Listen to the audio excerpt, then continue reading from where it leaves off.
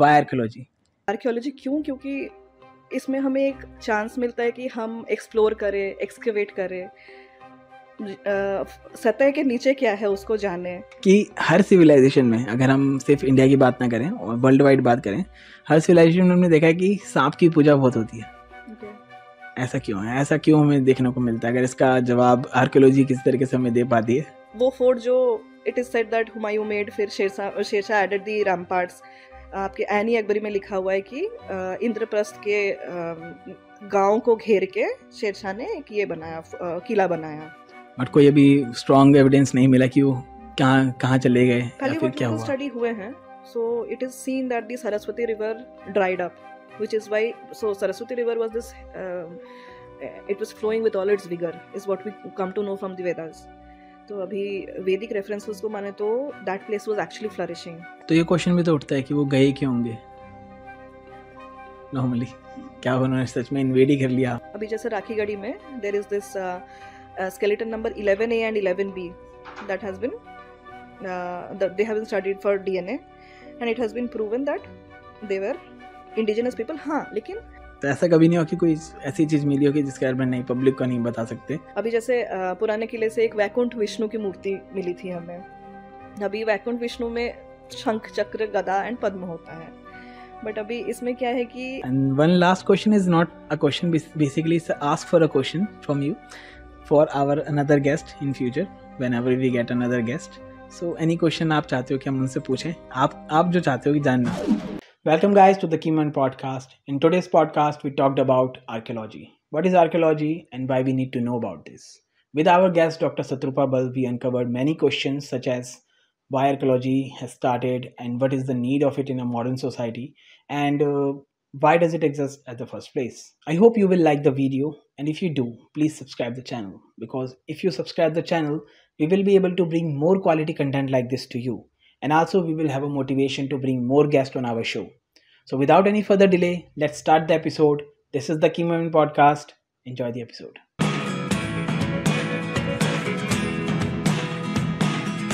स्वागत है सतरूपा बल मैम आपका द की मोमेंट पॉडकास्ट में. कैसे हैं आप?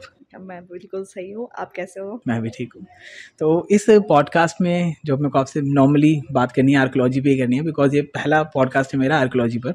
तो मैं और जानना चाहूँगा आर्कियोलॉजी के बारे में. तो सबसे पहले यही जानना चाहूँगा कि वाई आर्कियोलॉजी, क्यों आर्कियोलॉजी आपने किया, क्यों ही किया, या फिर क्या ही इसका रीज़न रहता है करने का, या फिर क्या इसके बेनिफिट्स रहते हैं, और क्यों इंडिया में यंगस्टर्स को आर्कियोलॉजी को फॉलो करना चाहिए? Nice question. सो आर्कियोलॉजी, मैं बोलूँगी मैंने आर्कियोलॉजी इसलिए पढ़ाई करनी शुरू करी because I was very passionate about the subject. I had this in my mind right from my graduation. When I took an honours in history is when I realized that there is a lot to know. I mean, it is not only what we study in the books that we need to know about. We need to know further beyond what is written. So, and the only way that we can find more about our ancient past, which is so rich, is through archaeology. Archaeology क्यों? क्योंकि इसमें हमें एक chance मिलता है कि हम explore करें, एक्सकेवेट करें, सतह के नीचे क्या है उसको जाने. So yes, that was one of the prime reasons why I thought कि yes, archaeology would be a great subject because it is majorly field work. Field work से आप ज़्यादा जितना knowledge gain कर पाते हो उतना आप books पढ़ के क्या ही gain कर पाएंगे. More we explore, more we excavate, more हमारे पास data होगा, more उसको हम interpret कर पाएंगे, उसको हम historical time frame में put कर पाएंगे, more knowledge we will be gaining about our rich ancient past. तो ये किसी और को क्यों करना चाहिए? सिर्फ इसलिए कि हमें नॉलेज मिल सके अपने पुराने पास्ट के बारे में? It is very important to know about the country's history. Okay. See, it is a privilege to be an Indian. You staying in Bharat, Right. Being a Bharatiya, it is a prime privilege, I would say, because हमारे यहाँ इतना rich cultural history है. हमारे यहाँ 1.5 million years old prehistoric archaeology से शुरू करके we have the entire prehistory के like there is a site in south which is Atirampakkam. Starting from that site, then we have कुछ और आपके यहाँ राजस्थान या गुजरात में I think there is this site जहाँ पे हमें डायनासोर बोन्स मिलते हैं. तो there is this dinosaur park as well. So you see, it is a huge history. It is a huge history. And then we talk about our literature. हमारे यहाँ रामायण और महाभारत है, ठीक। तो that literature also speaks a lot about our history. Now, so see, being an archaeologist, it becomes a very responsible work, you know, जहाँ पे आपको through evidence prove करना है कि weather a certain part of history जो हम जानते हैं वो क्या था, कैसा था, उस समय का सोसाइटी कैसा था, उस समय लोग कैसे थे, उस समय किस प्रकार के इंटरेक्शंस होते थे. Because obviously see when a society grows, it grows from a single unit and then it grows into hamlets and then into communities and then there are different communities. Then people start specialising in certain fields of work. जैसे किसी ने agriculture करा, किसी ने pottery manufacture करना शुरू किया. So all of these various specialisations, you know, then you start growing, this hamlets start growing into communities. Then एक प्रॉपर सोसाइटल स्ट्रक्चर, एक फ्रेमवर्क डेवलप होता है. तो ये, so there is a lot to know about the ancient past and it is so rich. तो हम जानते हैं कि गुप्त काल वॉज द गोल्डन पीरियड. ठीक. उसके पहले भी कुषाण काल was also equally flourishing. Just Purana किले के एक्सकेवेशन में हमें एविडेंस मिलता है from as early as pre-Mauryan. मतलब हमारे पास साइंटिफिक डेट्स हैं from Beta Analytic lab. So we have dates going back quite far around. मतलब so what we do is, dating भी एक बहुत इंपॉर्टेंट प्रक्रिया है. उसमें हम किसी एक सैम्पल, दो सैम्पल से डेट नहीं कर सकते. We have to get enough number of samples जिसमें से we find range of dates, जिसमें से हमें जितने dates we will be finding dates in a, suppose करो एक पर्टिकुलर रेंज में we are getting dates in almost the same time frame. तो we will be considering those dates कि ठीक है ये, बिकॉज ये number of dates are the maximum in number, is why we can take them as the specific date. इस तरीके से हमें डेट्स भी समझना पड़ता है. तो हमारे पास डेट्स बहुत पुराने जा रहे हैं, मतलब मौर्य काल से भी पुराने जा रहे हैं. मौर्य काल हम 3rd सेंचुरी BCE को लगभग मानते हैं, but this dates are going much beyond that. हमें आर्कियोलॉजी का ऑन साइट एविडेंस से हमें मौर्यन के भी नीचे हमें एक पूरा सिल्ट डिपॉजिट मिलता है जो फ्लडिंग से होता है. एंड देन उसके नीचे जाके हमें पेंटेड ग्रेवेयर, एक तरीके का पॉटरी शर्ड होता है जिसके एविडेंस मिलते हैं. तो see, once we start excavating know is how we start analysing, how we start knowing. पहले नोइंग करेंगे फिर एनालाइज. बिल्कुल. अबाउट कि उस पर्टिकुलर एरिया का नेचर क्या है. अभी हमने सिर्फ पुराना किला में एक्सकेवेशन किया है. Now you see, if we take example from this site and we start exploring more sites, तो हम जितना साइट्स देखेंगे, जितना साइट्स एक्सकेवेट करेंगे, जितना साइट का हम कल्चरल लेयर्स जानेंगे कि कहाँ क्या हुआ, कहाँ क्या डेवलपमेंट हुआ, is how we come to know about the rich site. हमारे पास इतने कॉइन्स आ रहे हैं एक्सकेवेशन से, इतने कॉइन्स आ रहे हैं, सीलिंग्स आ रहे हैं, जिनसे हमें पता है कि उस टाइम पे भी trade and commerce activity was quite flourishing. वो तो हम हरप्पन पीरियड से भी जान रहे कि ट्रेड एंड कॉमर्स चल रहा था. पर्शियन गल्फ सील हमें यहाँ से मिला है, यहाँ के सील हमें पर्शियन गल्फ से मिले हैं, वहाँ के एक्सकेवेशन से मिला है. तो there is a lot of trade and commerce that was happening. So see, all of this rich heritage that we know about, it is only possible the more we learn, the more we excavate, है ना. तो इसमें जैसे हमने जान लिया कि पहले ट्रेड होता था, या पहले इस टाइप की इतनी एडवांस सिविलाइजेशन थी कि उस टाइम के हिसाब से इतनी एडवांस थी वो. तो उससे नॉर्मल एक कॉमन मैन को क्या फ़ायदा है जान करके, मैं जान में क्या इम्पैक्ट उस पर पड़ रहा है इन सब चीज़ों से, इस पे मैं जानना चाहूँगा. राइट. तो हाँ देखिए, अभी so there are you know a few aspects. Like suppose करिए हम लोग यहाँ सिटी में खोद रहे हैं, एक्सकेवेशन कर रहे हैं पुराना किला में, तो people come there, they visit and then they see people excavating. तो उनके मन में एक जिज्ञासा आता है कि यहाँ पे क्या चल रहा है, ये क्यों काम कर रहे हैं. क्योंकि जनरली मैंने जितने लोगों से इंटरेक्शन किया है during the period of excavation, I have come to know that the general perception that people have is कि जो म्यूज़ियम में रखे हुए डिस्प्ले है, दे से दैट ये तो यहाँ पे है ही, तो आप लोग खोद क्यों रहे हो. So the basic understanding that has to come is वहाँ पे जो डिस्प्लेड है वो यहीं से आ रहा है, एक्सकेवेशन करके ही आ रहा है. सो ASI में क्या है कि एक साइट म्यूजियम का कॉन्सेप्ट है. साइट म्यूजियम में हम क्या करते हैं, for example I will take the example of Purana Qila. So site museum का क्या कॉन्सेप्ट है, हमें पुराने किले के एक्सकेवेशन और एक्सप्लोरेशन से जो जो ऑब्जेक्ट्स मिली वो हमने पुराने किले के अंदर ही साइट म्यूजियम में डिस्प्ले कर दिया. ठीक है. अभी उसको डिस्प्ले हम किस तरीके से करेंगे, हम इस तरीके से करेंगे कि पूरे पुराने किले का इतिहास उसमें एक क्रोनोलॉजिकली उसमें समझ में आए किसी को भी. कि any common man who comes to see the museum has to understand what way or how old the history of this fort is, or how old the history of this entire city is. So we have displayed objects in the site museum according to the earliest find से लेके latest find से. So see, archaeology is पुराने से शुरू करके सबसे नया का स्टडी. ठीक है, अभी हमारे सामने पुराने किले में क्या दिख रहा है कि हमें सिर्फ एक फोर्ट दिख रहा है. वो फोर्ट जो it is said that Humayun made, फिर शेरशाह एडेड दी रैम्पार्ट्स. आपके एनी अकबरी में लिखा हुआ है कि इंद्रप्रस्थ के गांव को घेर के शेरशाह ने एक ये बनाया, किला बनाया. तो वहाँ पे इंद्रप्रस्थ का मेंशन है. अभी इंद्रप्रस्थ तो महाभारत में भी मेंशन्ड है बिल्कुल. अभी, because it is an ancient city, है ना. तो अभी इंद्रप्रस्थ हमारे अभी के लैंड रिकॉर्ड्स में भी, रेवेन्यू रिकॉर्ड्स में भी मेंशन्ड है. इंद्रप्रस्थ बोला जाता है, रोजा या इंद्रप्रस्थ मौजा ऐसे कुछ बोला जाता है, the area that is mentioned there. So now अभी historians would say that, scholars would say that कि Indraprastha is that Indraprastha of Mahabharat times. ठीक है. So now being an archaeologist, I would have this responsibility to find evidence. Of course. If I have archaeological evidence is when I will know कि a certain place identifies, or I can establish कि this place actually is this place, है ना. अभी जैसे आप पूछ रहे हो कि किस तरीके से why should people, मतलब how should people come to know. तो अभी क्वेश्चन क्या है, अभी इम्पोर्टेंट क्या है यहाँ पे कि people have to like, so वो इस चीज़ को किस तरीके से समझेंगे. History has been written by historian, scholars, सबने लिखा. हमने क्या किया, हमने एक्सकेवेट किया, हमने एविडेंसेस निकाली. ठीक है.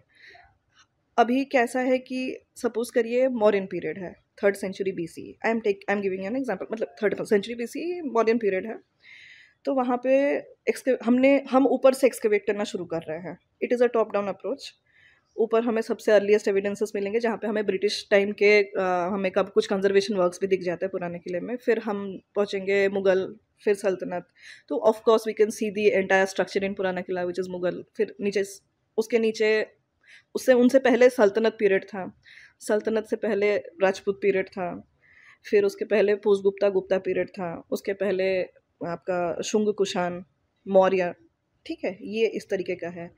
Now what is the purpose. तो unless and until I am excavating a certain place and I am finding out कि यहाँ से इस पीरियड से हमें ये एविडेंस मिल रहे हैं, हेंस हम प्रूव कर पा रहे हैं कि इस समय इस किले के एरिया में इस समय ये डायनेस्टी एग्जिस्ट कर रहा था. तो वहाँ से टाइम पीरियड आप चेक कर टाइम पीरियड चेक कर सकते हैं. अभी टाइम पीरियड चेक करने के भी दो तरीके हैं. एक है आपका एब्सोल्यूट डेटिंग, एक है आपका रिलेटिव डेटिंग.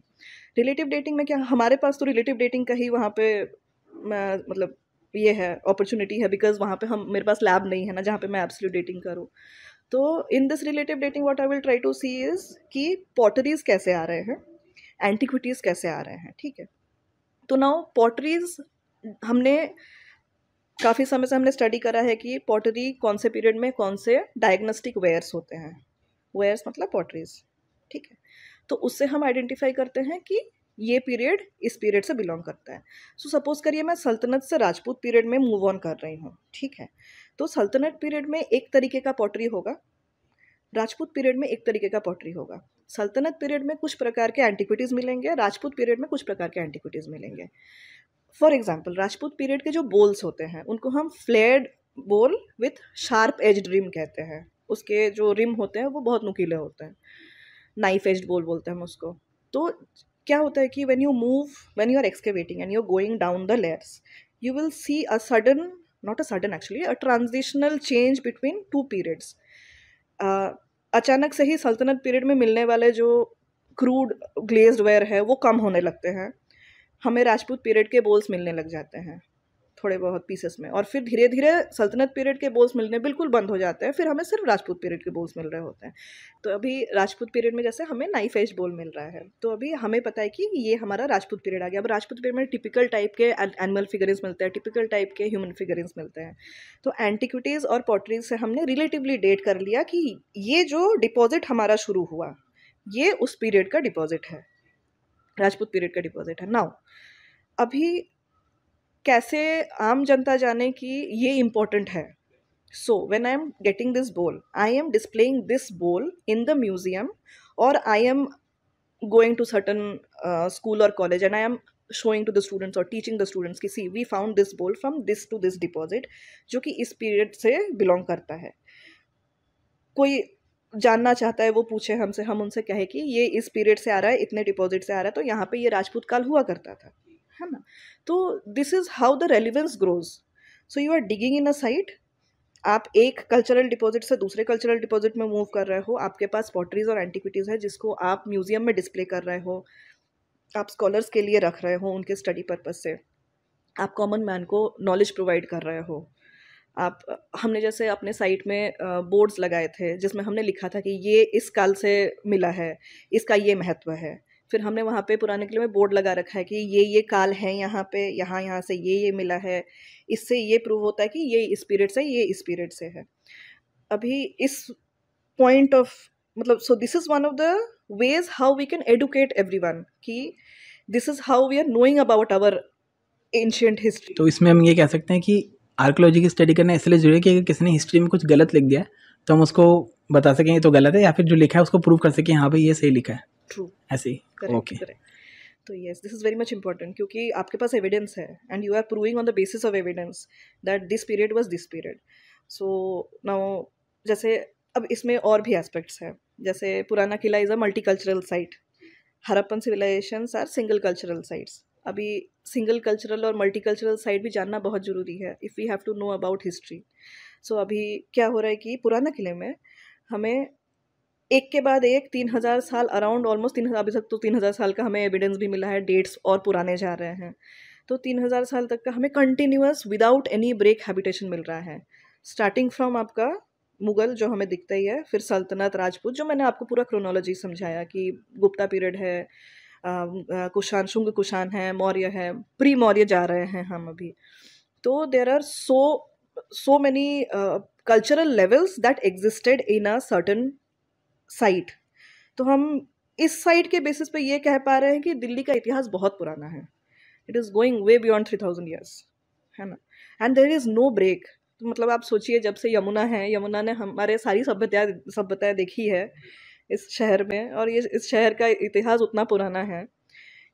एक हमारे यहाँ प्रोफेसर बीबी लाल ने को 2 प्रोजेक्ट्स दिए गए थे, रामायण प्रोजेक्ट और महाभारत प्रोजेक्ट. उन्होंने क्या किया कि इन 2 प्रोजेक्ट में उन्होंने क्या किया कि लिटरेरी सोर्स में उन्होंने जितने भी साइट्स देखे, जो मेंशन्ड है, जो साइट्स मेंशन्ड है, उन्होंने क्या किया कि उन सारे साइट्स में उन्होंने एक्सकवेशन कैरी आउट किया. तो in case of Mahabharata also he carried out excavations in Purana Qila, Hastinapur, जितने भी आपके इधर के गंगा वैली के साइड्स हैं. And what he found was कि मौर्य काल के बाद एक सिल्ट डिपॉजिट सा आ रहा है जिसको वो फ्लड का एविडेंस कहते हैं, और फिर उसके बाद फिर पीजीडब्ल्यू के शर्ट्स आते हैं. तो उस बेसिस पे उन्होंने क्या किया कि उन्होंने बोला कि चूँकि महाभारत में ये साइट्स मेंशन्ड है और पीजीडब्ल्यू मिलने के बाद पेंटेड ग्रेवायर जो मैंने आपको बताया, जो एक तरीके का पॉटरी शर्ट होता है जो कि उतना पुराना है, तो उसके मिलने के बाद फिर हमें और कोई ह्यूमन हैबिटेशन का एविडेंस नहीं मिल रहा है उसके नीचे. तो उसके बेसिस पे उन्होंने बोला कि these were the sites that were of the Mahabharata period. उनमें से एक है आपका ये पुराना किला जिसको इंद्रप्रस्थ के नाम से जाना जाता है, हम यूजुअली इसको इंद्रप्रस्थ के नाम से जानते हैं. उसके लिए भी बहुत सारे लिटरेरी रेफरेंसेस है, अशोकन रॉक इंस्क्रिप्शंस है आपके. मैंने आपको आइनी अकबरी का बात तो बोला ही, उसमें भी लिखा हुआ है कि शेरशाह ने इंद्रप्रस्थ के गाँव को घेर के किला बनाया. तो there are lot of references which indicate कि ये इंद्रप्रस्थ था. अभी जैसे बीबीलाल सर को बाकी के आइडेंटिफाइड साइट्स में पेंटेड ग्रेवेयर एक लास्ट डिपॉजिट में मिल रहा है, वैसे हमें भी यहाँ भी वही सेम चीज़ मिल रहा है. मौर्यन के अराउंड नीचे, मौर्यन पीरियड के नीचे अराउंड 50-60 सेंटीमीटर्स के डिपॉजिट के नीचे हमें वो एक पूरा फ्लड डिपॉजिट, सिल डिपॉजिट सा है, तो उसको फ्लड डिपॉजिट मान रहे हैं, उसके सॉइल सैम्पलिंग के लिए गए हुए हैं. उसके नीचे हमें पेंटेड ग्रेवेयर के शर्ट्स आ रहे हैं. तो अभी जैसे मैंने बोला था कि पॉटरी मार्कर है हर पीरियड का, जैसे मैंने आपको राजपूत का नाइफ एज बोल समझाया, उसी तरीके से फिर पेंटेड ग्रेवेयर भी एक प्रकार का ये पॉटरी है. फिर आपको जैसे और भी एग्जांपल्स दे कि शुंग कुषाण काल में, गुप्ता काल का पहले देते हैं कि गुप्ता काल was a very flourishing period, हम सभी जानते हैं. गुप्ता काल में क्या था कि स्टैम्प्ड बोल्स हमें मिलते हैं, कुछ स्टैम्पिंग करते थे वो बहुत सारे पैटर्न्स के. अभी वो स्टैम्पिंग में स्वास्तिक भी है, उस स्टैम्पिंग में फ्लोरल मोटिव्स भी है. तो गुप्तकाल is known for their beautifully stamped redware pots, ठीक है। गुप्तकाल से नीचे जाएंगे शुंग कुषाण, फिर मौर्यकाल। मौर्यकाल में भी हमें कुछ नॉर्दर्न ब्लैक पॉलिश्ड वेयर के एविडेंस मिलता है। उस समय बोला जाता है कि बुद्ध बिल्कुल was preaching his religion, right. तो and Ashoka was very much influenced by him, and Buddha जो बेगिंग बोल था वो एक शाइनी बोल था which was black but it had a golden tinge, so that ware is called northern black polished ware. तो वो northern black polished ware के evidence यहाँ भी मिलते हैं मौर्य काल से। तो उससे हम ये डायग्नोज कर सकते हैं कि ये मौर्यन काल से बिलोंग करता है ये cultural deposit. So every cultural deposit in a site speaks something about the history of that site, and this is a multicultural site जहाँ पे हमें बिल्कुल बिना ब्रेक के एक के बाद एक हैबिटेशन के एग्जाम्पल्स मिल रहे हैं। वहीं अगर हम देखें तो हड़प्पा में क्या हो रहा है कि वहाँ पे अर्ली मैच्योर और लेट हड़प्पन हम पढ़ते हैं। तो अर्ली मैच्योर और लेट हड़प्पन भी हम कैसे स्टडी करते हैं? हर पीरियड का एविडेंस अलग अलग है। ब्रिक साइजेस या पॉटरीज, एंटिक्विटीज जैसे मैंने बोला, तो हमारे पास जो ये एविडेंस ऑन सॉइल रहता है, in hand from the soil रहता है, उससे हम जानते हैं कि कौन सा पीरियड किस फेज से बिलोंग करता है। But then Harappa has only the early mature and late phase, उसमें हमें कोई और डायनेस्टिक हैबिटेशन नहीं मिलता, so we call that as an unicultural site. जबकि बाकी जैसे मैंने पुरानिकला का एग्जांपल लिया, वो मल्टीकल्चरल इसीलिए क्योंकि वहाँ पे हमें अलग अलग कल्चरल पीरियड के हैबिटेशन, अलग अलग टाइम पे अलग अलग लोग आके वहाँ पे बसे या फिर उन्होंने रिकैप्चर किया, कुछ भी किया, एग्जैक्टली, बट वहाँ पे वो रहे। लेकिन हड़प्पा पे कोई भी नहीं रहा, वहाँ पे बस वही लोग थे जो रहते थे, फिर वो वैनिश हो गए या फिर कहीं से मूव हो गए वो। हाँ, इस टाइप से कह सकते हैं। वैनिश हो गए तो नहीं, खैर। सो अभी भी there is a talk about how the Harappan civilisation, whether they moved out of the place that they were staying and they found better localities to stay in, or if climatic factors was responsible for that, or if decentralization of the central administration was responsible for it। इन सब में बहुत सारे प्रकार के talks चलते हैं। various scholars are of various opinions about what is how, but कोई अभी स्ट्रॉन्ग एविडेंस नहीं मिला कि वो कहाँ चले गए या फिर क्या हुआ। स्टडी हुए हैं। so it is seen that the Saraswati river dried up, which is why, so Saraswati river was this it was flowing with all its vigor, is what we come to know from the Vedas। तो अभी वैदिक references को माने तो that place was actually flourishing, and most of our Harappan sites are located almost क्या near about the river and its tributaries towards the northwestern part of Indian subcontinent। तो yes, it was flourishing quite well, and then in the later times we are seeing that the settlements are moving on towards the eastern side from the place where they were in the early and mature phase। तो maybe climatic factors were responsible, because palaeo botanic study से तो हमें यही दिख रहा है कि Saraswati river had dried up by that time, so probably they moved on towards the Ganga plains. तो उन्हें ये मूव करने में भी टाइम तो लगा ही होगा कि कहीं लाइक सैकड़ों वर्ष लग गए होंगे, हो सकता है। डेफिनेटली। सो अभी क्या है कि there are a few studies that are happening which are trying to understand the movement pattern, ठीक है। अभी जैसे so I have done my PhD on the mortuary practices of the Harappans। तो मैंने क्या कोशिश किया कि I wanted to understand whether I can understand society from the burials, from the burial grounds, और एक बरियल में सोसाइटी का क्या इम्प्लीकेशन रहा होगा उस टाइम पे, या तो बरियल ने किस तरीके से सोसाइटी पे अपना इम्प्लीकेशन डाला होगा। That is something that I want to study.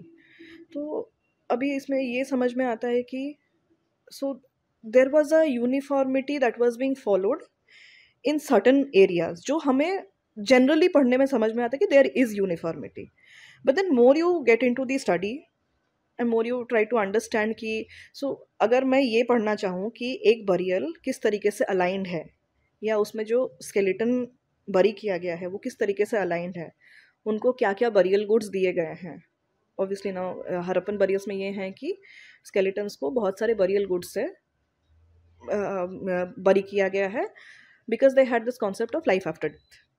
मतलब ये कॉन्सेप्ट तो हमने ज़्यादातर सिविलाइजेशन में देखा है कि इजिप्ट में भी लोग बरियल्स में कुछ ना कुछ सामान रखते थे, या फिर हड़प्पन में भी आई गेस सिनोली एक्सकवेशन भी हुए हैं तो उसमें भी ऐसा कुछ मिला है, राइट? हरप्पन है, सनौली भी हरप्पन साइट ही है, लेट हरप्पन साइट हम उसको बोलते हैं। तो हाँ, there is this concept of life after death. तो हर जगह था वो। हाँ, so this is happening everywhere in Mesopotamia में भी, इन दैट ऊर जो एक बरियल एरिया है, वहाँ पे हम एक्सटेंसिव बरियल गुड्स देखते हैं. मतलब एक अगर चीफ या राजा बरी हुआ है वहाँ पे, तो there is extensive gifts. You have मतलब हॉर्स कैरेजेस से शुरू करके, अटेंडेंस से शुरू करके, there is everybody and there is almost everything that a person would require. According to their belief the person would require that to move on to his afterlife. तो इस तरीके का बिलीफ है. तो यहाँ भी हम वही देखते हैं. तो अभी यहाँ पे क्वेश्चन ये भी है कि क्या यहाँ पे एक ही तरीके का सब कुछ चल रहा था, यूनिफॉर्मिटी चल रहा था, या देयर वाज अ डिफरेंस, मतलब सोसाइटी में कुछ डिफरेंस, कुछ एक्सटर्नल इन्फ्लुएंसेस भी आ रहे थे. तो वी सी कि देखिए, किसी एक अगर कोई हैबिटेशन बहुत बड़ा है, जैसे फॉर एग्जांपल हम जानते हैं कि राखीगढ़ी एक बहुत बड़ा साइट है. अभी तो वो सबसे लार्जेस्ट साइट उसको बोला गया है. पहले हम हड़प्पा को, मोहनजोदारो, ये सारा एरिया हम मानते थे कि बड़े साइट्स है. अभी Rakhigarhi is the largest site. It has been proved. There has been excavations by the Deccan college जहाँ से प्रूव हुआ है ये. तो वी नो दैट कि इतना बड़ा एक साइट है, काफ़ी लोग रहे होंगे वहाँ पे, बट हमें बरियल्स बहुत कम मिल रहे हैं. अराउंड 70 ऑड बरियल्स मिल रहे हैं. हो सकता है और भी एविडेंसेस हो, but that would not take you to a conclusion कि ये सिर्फ बरियल ही फॉलो कर रहे थे. 100% होगा कि वहाँ पे कोई और तरीके के भी प्रैक्टिसेस अपनाए जा रहे थे अपने डेड को रिस्पेक्ट करने के लिए. तो हो सकता है वहाँ पे क्रिमेशन भी हो रहा हो, है ना, क्योंकि क्रिमेशन के एविडेंस तो बचेंगे नहीं if you are burning the body. तो दैट इज़ 100% पॉसिबल, क्योंकि एक डेमोग्राफिक रिप्रेजेंटेशन हमें नहीं दिख रहा है. तो इसमें मैं जानना चाहूँगा, जैसे कि आपने पुराना किला के बारे में बताया कि हम कैसे जैसे हम खुदाई कर रहे हैं तो हम नीचे नीचे नीचे जाए जा रहे हैं, और हमें और पुराने सिविलाइजेशन के बारे में पता चल रहा है कि या फिर एम्पायर्स के बारे में पता चल रहा है. तो आप कुछ जैसे कुछ पॉटरी या फिर कुछ और मिलता है तो आप उसको सीधे कार्बन डेटिंग के लिए भेज देते होंगे पहले तो? ऑर्गेनिक सैंपल्स कार्बन डेटिंग के लिए जाते हैं. पहले कार्बन डेटिंग होती है, फिर आपको पता चलता है कि इस पर्टिकुलर एरा के हैं ये पर्टिकुलर जो भी आपको फाइंडिंग्स मिली हैं वहाँ पे, राइट? सो जो सैम्पलिंग करने के लिए या साइंटिफिक डेट्स निकालने के लिए जो जाते हैं वो ऑर्गेनिक सैंपल्स होते हैं. ठीक है. तो organic samples has to, so carbon dating के लिए आपको कार्बन कंटेंट होना ज़रूरी है, राइट, इन दैट ऑब्जेक्ट. तो इसके लिए वो साइंटिफिक डेटिंग के लिए वो जाते हैं. हाँ, फॉर पॉटरीज एंड ऑल हम लोग बहुत तरीके के और भी साइंटिफिक एनालिसिस यूज़ करते हैं. There is thermoluminescence dating, that is there is potassium argon dating, but those will only let me know the constituent of the pottery, जिससे जितने हीट में उसको बनाया गया है, जिस कॉम्पोजिशन से उसको बनाया गया है, ये सब I will be coming to know. Now there is more about paleo diet, कि उस समय के लोग क्या खा रहे थे. तो उसका हमें सैंपल किस तरीके से मिलेगा? हमें उन्हीं पॉट से मिलेगा. उन पॉट्स में फिर कुछ रेसिड्यू एनालिसिस होंगे, उसके चिप्स निकाल के फिर उस पर स्टडी होगा कि इसमें क्या रिमेन्स ऑफ फूड मिल रहा है. तो हम उससे उस पीरियड के डाइट के बारे में भी जान सकते हैं. हज़ारों सालों पुराना फूड मिल जाता है. It is possible because residue analysis. Okay. तो yes, there is a lot of ways to know everything about what was happening in the past. So we are also doing that in from the shards of Purana Kila, from every cultural level. तो अभी हमें सब cultural level से ये पता रहेगा कि किस समय क्या डाइटरी प्रैक्टिसेस थे.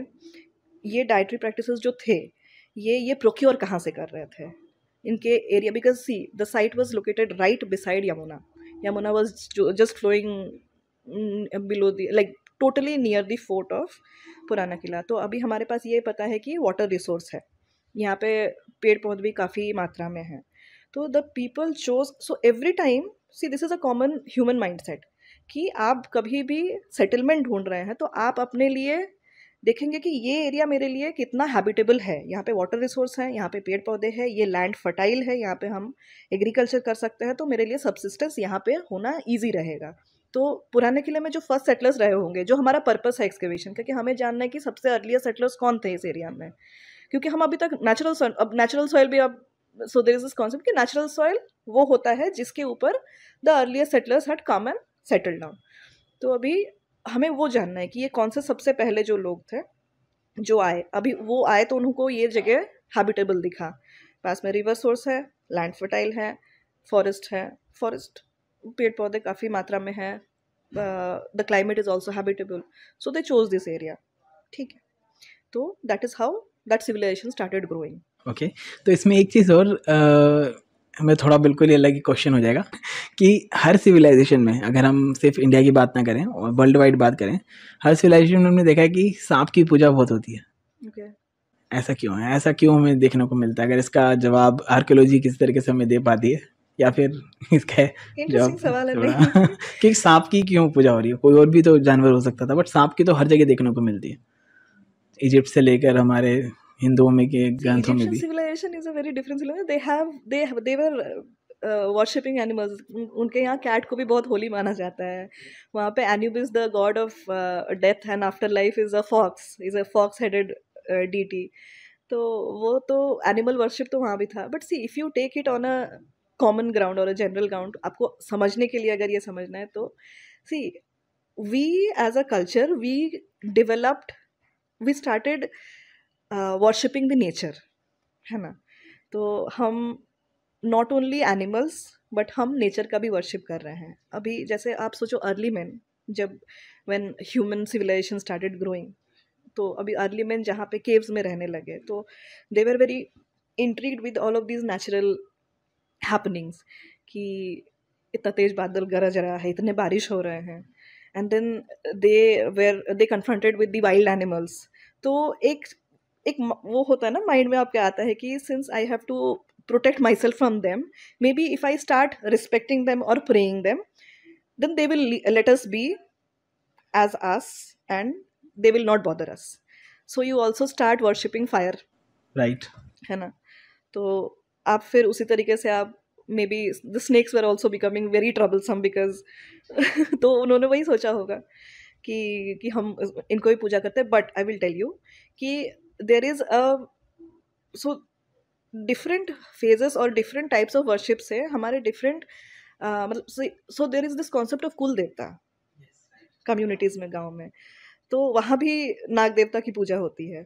सो see you are only being a person of culture, you are respecting every living thing in your society, है ना? तो हम लोग उतने रिच कल्चर से बिलोंग करते हैं जो हर लिविंग थिंग को रेस्पेक्ट करता है. The living things, the nature. हमने भगवान को भी अग्निदेव पवन देव बना दिया, हम एनिमल्स को भी वर्शिप कर रहे हैं. So we are respecting our nature, we are connecting ourselves with the nature. अगर नेचर नहीं, हम नहीं. वेरी क्लियर कॉन्सेप्ट वो तो है. क्वेश्चन मैंने इसलिए पूछा आपसे क्योंकि एक थ्योरी है, कॉन्स्पिरेसी थ्योरी कह सकते हैं, कि रेप्टाइल्स कहीं दूसरे प्लैनेट पे इवॉल्व हो गए, वो यहाँ पे आए और उन्होंने हमको थोड़ा बहुत टेक्नोलॉजिकल एडवांस किया, इसलिए हम उनकी वर्शिप करते हैं. थोड़ा ऐसा एक थ्योरी है ये भी. कॉन्स्पिरेसी थ्योरी थोड़ी ज़्यादा है ये, लेकिन इसलिए मैं कहा चलो पूछता हूँ, शायद कुछ ऐसा हो. ऐसे तो बहुत सारे थियरीज हैं. ऐसा तो ये भी है कि अगर वैसे सेंस में देखा जाए कॉन्स्पिरेसी थियरी का, तो फिर ऐसे भी मैं तो आर्यन इन्वेशन को भी कॉन्स्पिरेसी थियरी बोलना चाहूँगी. Because it was always the westerners believe that we were the white man's burden. तो उनको हमें हमेशा ही सभ्य बनाना था. उनसे ये नहीं समझा जा रहा था कि इतना एडवांस्ड कोई सिविलाइजेशन कैसे हो सकता है जहाँ पे बच्चे वेद पुराण पढ़ रहे हैं, छोटे से छोटा बच्चा भी जिनको वेदों का नॉलेज है, और इतना एडवांस सिविलाइजेशन है जहाँ पे मेटलर्जी भी इतना एडवांस्ड है, एग्रीकल्चरल टेक्निक भी इतना एडवांस है, बिल्डिंग बनाने का टेक्निक भी इतना एडवांस है, सिटी डेवलपमेंट का टेक्निक भी इतना एडवांस है. ऐसे समाज को अभी हम कैसे कंट्रोल कर रहे हैं? तो the westerners always believed in controlling, so they had to create that Aryan invasion theory as well कि देखिए आप लोग कुछ नहीं जानते थे, आप बर्बर थे, तो आर्यंस आए, आर्यंस ने आके आपको सभ्य बनाया. सो तो that is basically Aryan invasion theory falls कैसे साबित हुई? मतलब क्या है, क्योंकि पहले तो हम उसी को मानते थे, तो फॉल्स ही क्यों साबित हुई, अगर आप पहले इसे तो हम बता बहुत सकते हो कुछ तो? मानते थे. पहले तो हम जो लिखा हुआ किताब में आया हमने उसी को मान लिया. बट खैर, so what is happening is Aryan invasion theory is talking about a group of people who came into our country and they tried to uh, took up the administration of the country. They captured the entire northern area and they captured the just like people. They tried to Britishers. make them British. तो खैर अलग ही breed थे. I don't know. तो उनका वैसा था कि ये आए क्योंकि ये लोग बहुत एडवांस सिविलाइजेशन थे, तो इन्होंने आपको अपना मतलब पढ़ाया लिखाया सभ्य बनाया.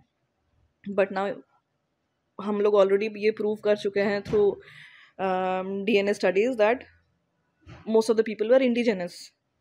अभी जैसे राखीगढ़ी में देर is this skeleton number 11A and 11B. that has been that they have been studied for DNA, and it has been proven that they were indigenous people. हाँ, लेकिन यहाँ का लैंड इतना अच्छा था और यहाँ पे इतना टेक्नोलॉजी एडवांसमेंट था कि यहाँ से लोगों ने हमेशा ही ट्रेड कॉन्टैक्ट्स भी रखा, वैसे इंटरेक्शंस भी रखा. तो कुछ इरानियन स्टेपलैंड्स के हमें एविडेंसेस भी मिल जाते हैं. जैसे वो पहले के जो स्टडीज़ थे उसमें लिखा हुआ है कि इरानियन स्टेपलैंड्स के भी कुछ DNA यहाँ पे हमें मिल रहे हैं. But majorly it is an indigenous population is what we know from DNA studies of the skeletons of Rakhigarhi. That study was also done by Deccan College along with Birbal Sahni. तो उसमें हमने ये prove किया है कि this was an indigenous population. There was no invasion. There was no like ऐसे कोई था नहीं जिसने बाहर से आके हमें सिखाया कि आपको ये नहीं आता, आपको वो नहीं आता. Because obviously all of us knows, being from the country, all of us we know that we had such advanced texts, such advanced knowledge that no other civilization can beat. So इसीलिए it always becomes important, if you have to rule somebody, you have to completely destroy the base. Yeah, demolish their knowledge. सबसे easy होता है कि आप उनके दिमाग से knowledge ही निकाल दो, उनको ब्रेन वॉश कर दो. Right. यहाँ पे ना क्या होता है कि हमारा भारत है ना, वो सबको अपना परिवार मान लेता है. हमारा पहले से कल्चर रहा है कि कोई भी आया वेलकम करेंगे, हमको वेलकम करना है, हमें उनको अतिथि देवो भव, सिंपल कॉन्सेप्ट है हमारा. तो हमने किसी को भी, कोई भी आया हमने उनको अपना लिया. हाँ बिल्कुल. पोर्टुगीज आए हमने उनको अपना लिया. ब्रिटिश भी आए हमने उनको फ्रीडम दे दिया ट्रेड करने का.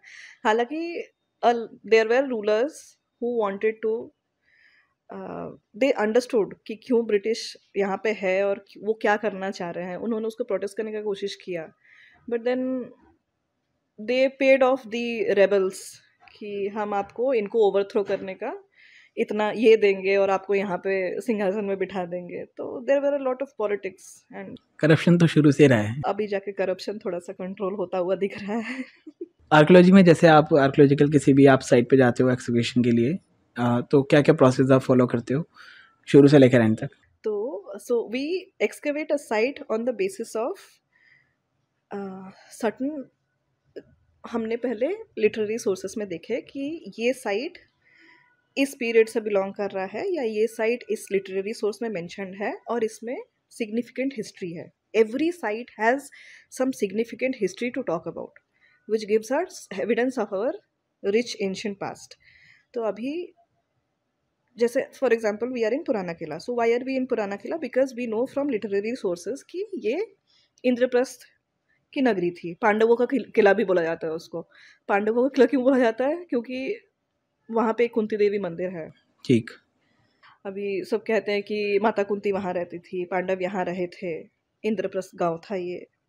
अभी हमें ये सारे एविडेंसेस कुछ लिटरेरी टेक्स्ट में भी मिलते हैं, इंस्क्रिप्शंस में मिलते हैं. लिटरेरी सोर्सेज क्या होते हैं हमारे पास? जो बुक्स लिखे गए हैं by historians from 100 to 100 years.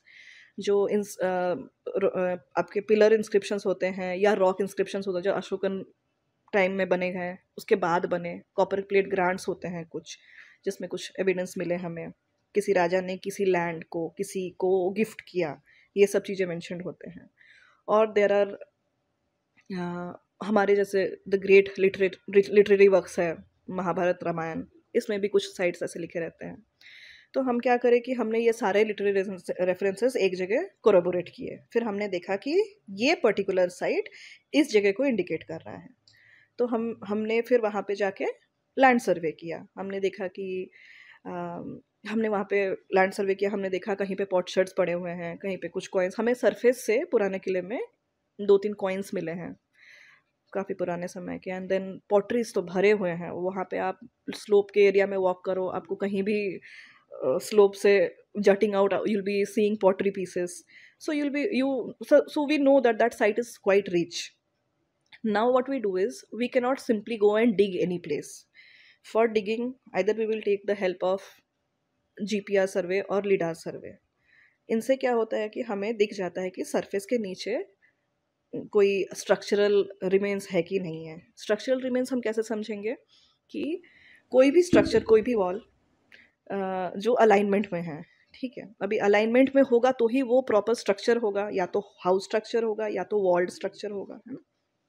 तो if I find through my surveys that यहाँ नीचे कुछ है, तो फिर I will take that area up. और हम क्या कर सकते हैं कि we can take up trial trenching. Trial trenching 5x5 या 2x2 का हमने एक स्क्वायर ले लिया ग्राउंड में, हमने उसमें डिग किया। हमने अगर वहाँ डिग हम क्या करेंगे, हम कोशिश करेंगे कि स्लोप एरिया में एक्सकेवेट करें, क्योंकि स्लोप एरिया बहुत प्रॉमिसिंग रिजल्ट्स देता है। So we will either come across some structure और will come across quite a number of evidences, जिससे हम ये समझ पाएंगे कि वो site is a site that, where we can excavate. So trial trench का report हम it will be submitted to the office, and then the office will understand कि yeah, this is a promising site and this is a very significant part of history that everyone needs to know, because see, every work that we do is for the general people, for everyone to know कि ये आपका इतिहास है ना। तो फिर after all of this is done is when we start surveying is complete. I know that this is the site जहाँ पे मुझे एक्सकेवेशन करना है, ठीक है। तो उसके बाद हम क्या करेंगे, हम 2 और 3 ऐसे एरियाज़ लेंगे जहाँ पे मुझे स्ट्रक्चर भी मिलेंगे और पूरा का पूरा कल्चरल सीक्वेंस भी मिलेगा। अभी कल्चरल सीक्वेंस पता करने के लिए, तो जैसे मैंने आपको पहले भी बोला कि it is a top down approach, माने सबसे ऊपर हमें सबसे लेटेस्ट सिविलाइजेशन मिलेगा और सबसे नीचे सबसे अर्लियर सिविलाइजेशन मिलेगा, है ना। तो अभी ये समझने के लिए हमें सबसे टॉप ऑफ द माउंट, जो कि पूरा जैसे पुराना किला है आपका अराउंड 11 मीटर का हाई माउंट है फ्रॉम दी रोड, जो सामने का जो मथुरा रोड है वहाँ से ये माउंट उतना ऊंचा है। तो अभी इतना ऊंचा अचानक से शहर के बीच में एक माउंट इतना ऊंचा क्यों है? This is the first question that we will have in mind. तो हम क्या करेंगे, सबसे पहले जाके सबसे top most part of the mount में ट्रेंच लेंगे। Trench is what? It is a square जहाँ पे हम ग्रिडिंग पैटर्न से एक्सकवेशन करना शुरू करेंगे। We will take out trenches of 10x10, जिसको हम 4 5x5 में डिवाइड करके फिर उसमें हम एक्सकवेशन करेंगे। तो excavation is basically a scientific method where you try to find out कि व्हाट कल्चरल हैबिटेशन और what cultural deposits has made this entire mount, ठीक है। तो once we lay out the trenches, so हमने अभी बात क्या किया कि सबसे टॉप ऑफ द माउंट में हम ट्रेंच लेंगे। टॉप ऑफ द माउंट का यही महत्व है कि हमें सारे कल्चरल डिपॉजिट्स एक के बाद एक समझ में सीक्वेंशियली आ जाना है। एक और हम एरिया लेंगे एक्सकवेशन करने के लिए स्लोप में। स्लोप क्या करेगा? Slope is a very interesting place to dig. Why? Because there you will be getting structures of various phases, एक के बाद एक क्रोनोलॉजिकली भी हमें मिलेगा। वाइडर एरिया में हम स्लोप में क्या होता है, आपने खोदना शुरू किया, आपको ऊपर ही स्ट्रक्चर्स आने लग गए। फिर हमने देख लिया कि ये स्ट्रक्चर मुगल पीरियड का है, हम उसके नीचे गए, नीचे जाके हमें सल्तनत पीरियड के कुछ रिमेन्स मिले। फिर उसके नीचे गए, हमें वहाँ पे राजपूत का एक बाउंड्री वॉल के साथ एक गार्ड सेल मिला। गार्ड सेल क्यों बोलते हैं हम उसको? क्योंकि वो एक्सट्रीम एंड था उस किले का, तो हो सकता है वहाँ पे सोल्जर्स पोस्टेड रहे होंगे for the protection of the entire city that was with in the walls. तो वहाँ पे हमें राजपूत के मिले। तो स्लोप में क्या होता है, आपको इतना अपॉर्चुनिटी रहता है कि आप हॉरिजॉन्टली एक्सकेवेट करते जाओ, मतलब आप साइड बाय साइड एक्सकेवेट करते जाओ। साइड बाय साइड एक्सकेवेट करते करते आप सारे पीरियड के स्ट्रक्चर्स एक्सपोज करते जा रहे हैं। जो चीज़ मुझे टॉप ऑफ द माउंट में, जहाँ सिर्फ हम डायरेक्ट डिगिंग कर रहे हैं नीचे, जिसको हम वर्टिकल एक्सकेवेशन कहते हैं, उसमें हम एक के बाद एक कल्चरल डिपॉजिट जहाँ पे जानते जा रहे हैं, वही सेम चीज़ हमारा कोराबोरेट हो रहा है स्लोप में, जहाँ पे हम हॉरिजॉन्टली एक्सकेवेट करके सारे पीरियड्स के स्ट्रक्चर्स एक्सपोज करते जा रहे हैं, ठीक है। So these two are the specific areas जो हम जिस तरीके से हम काम आगे बढ़ाते हैं।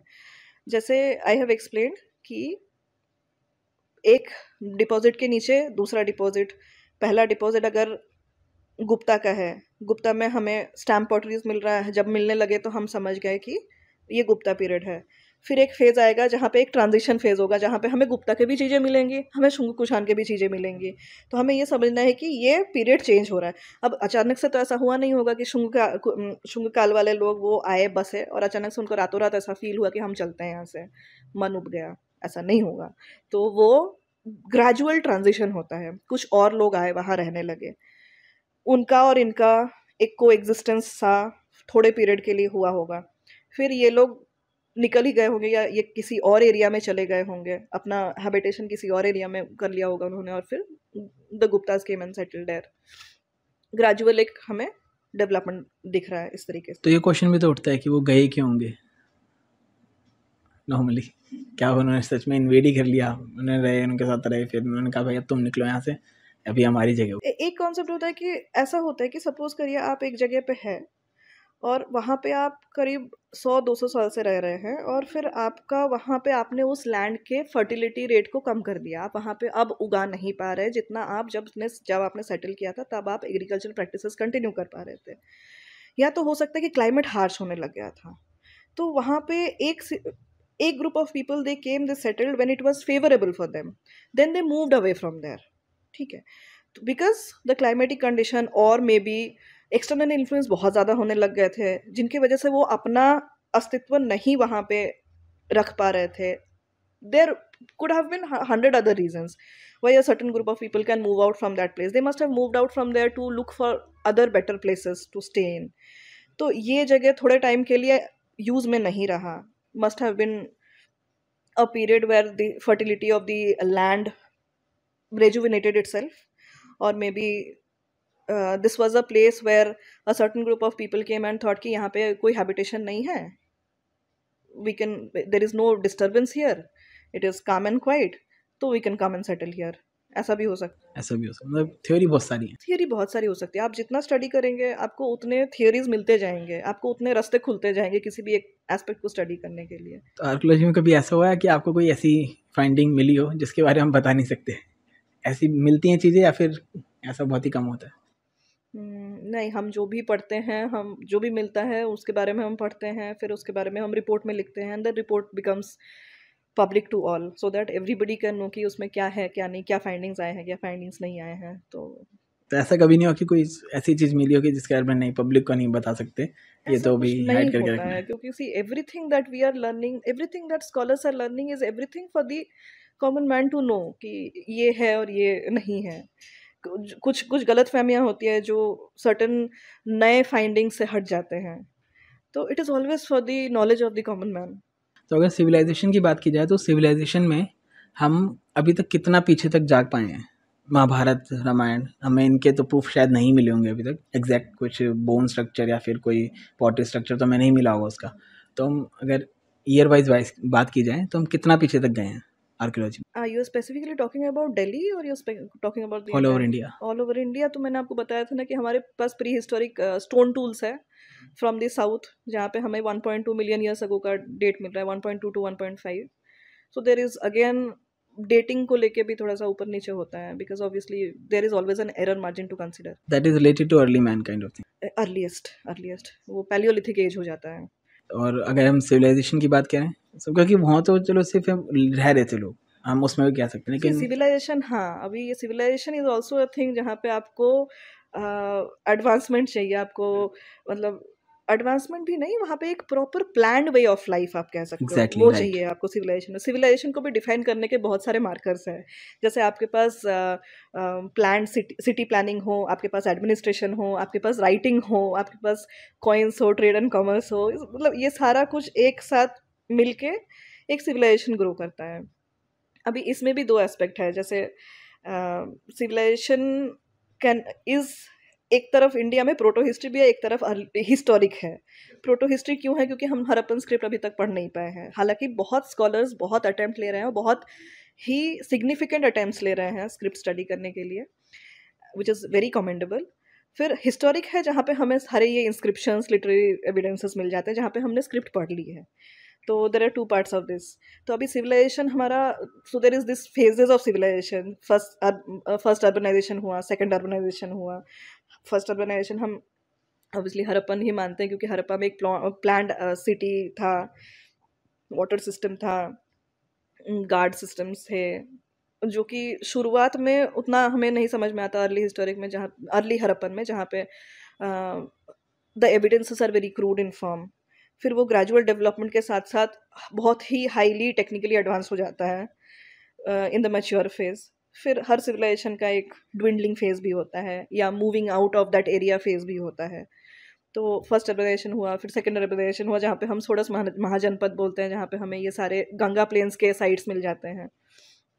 तो यस, सिविलाइजेशन उस तरीके से तो ग्रो करा है जहाँ पे आपके पास proper planned structure of administration है, जहाँ पे there is this central administration and then there is that central administration which is taking care of everything of that specific town.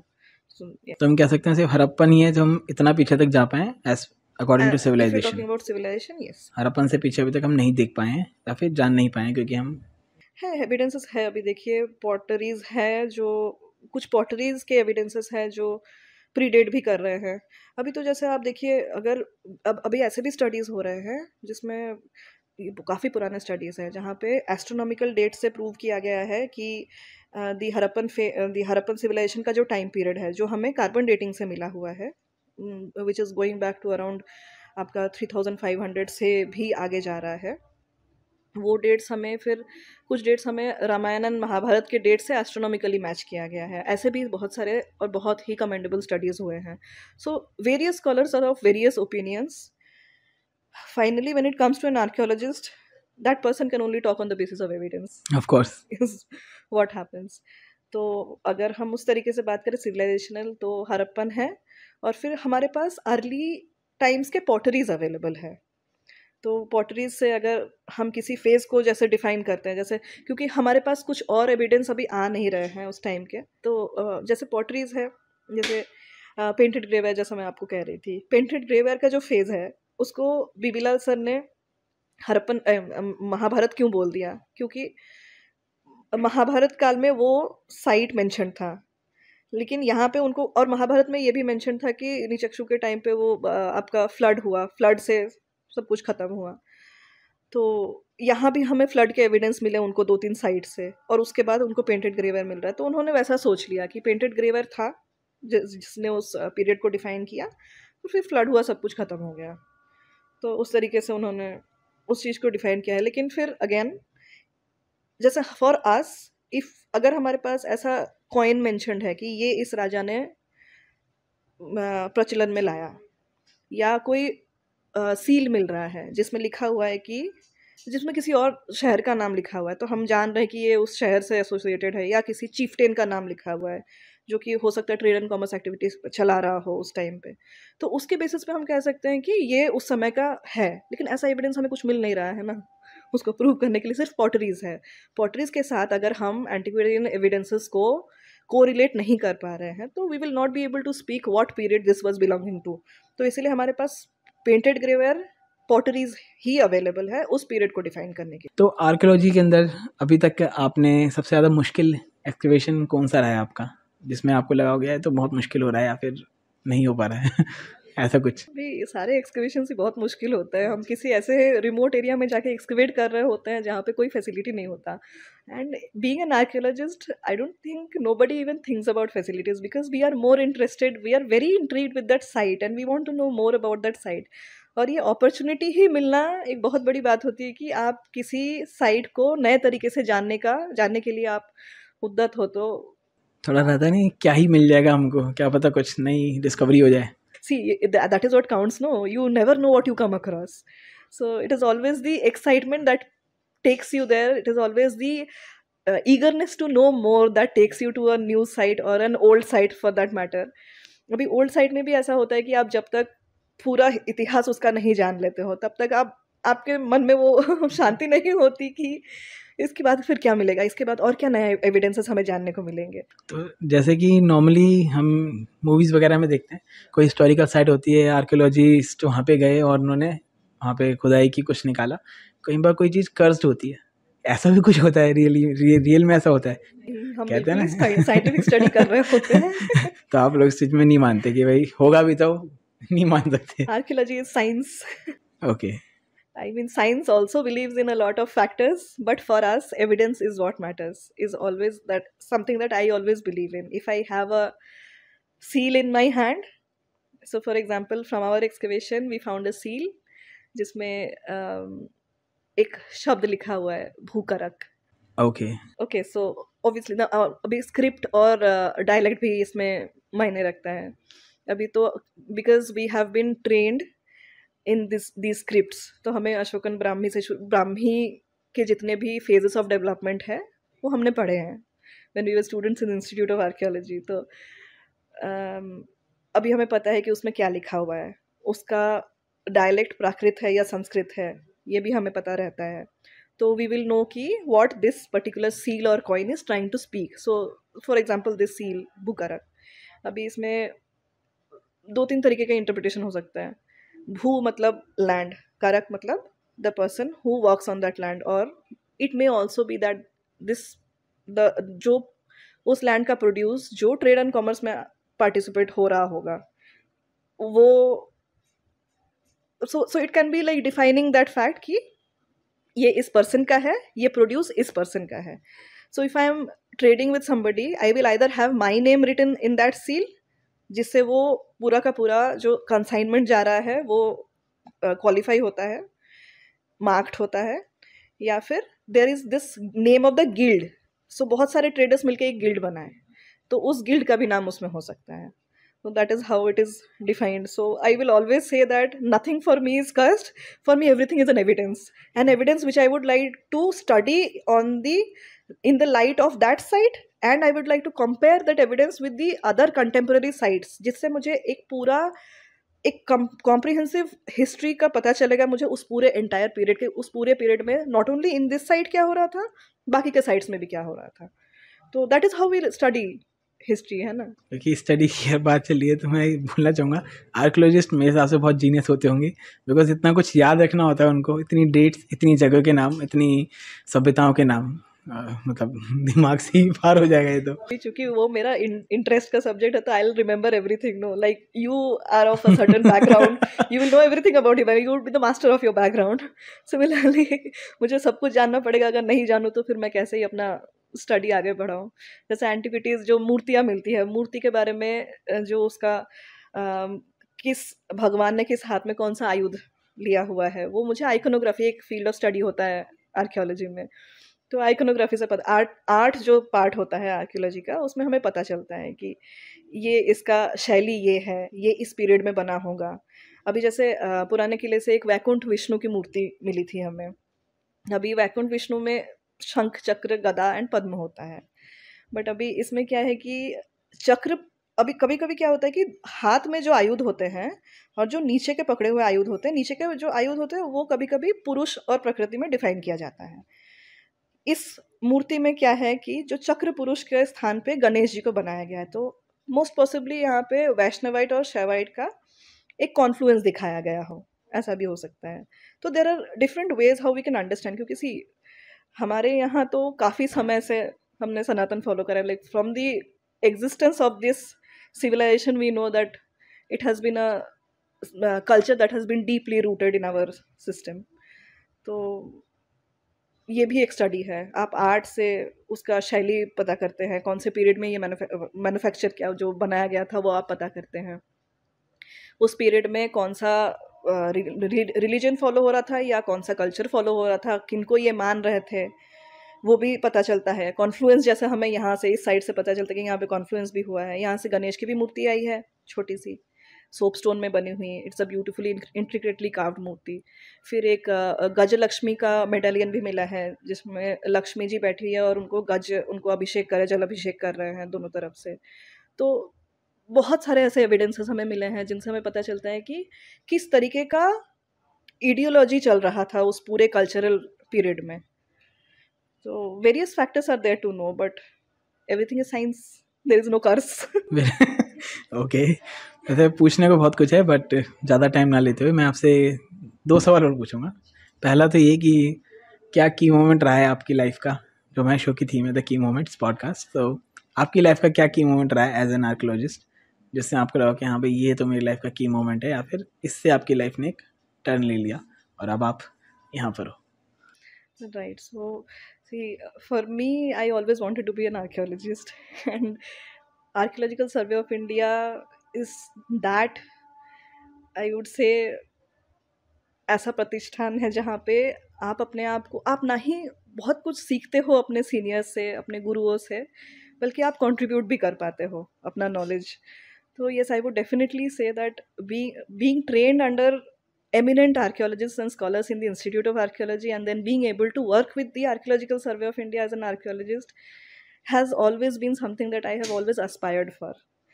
and I had it was a very long struggle as well. You have to be academically very um, what should we say आपको बहुत ज़्यादा you have to be you have to accept a lot of things.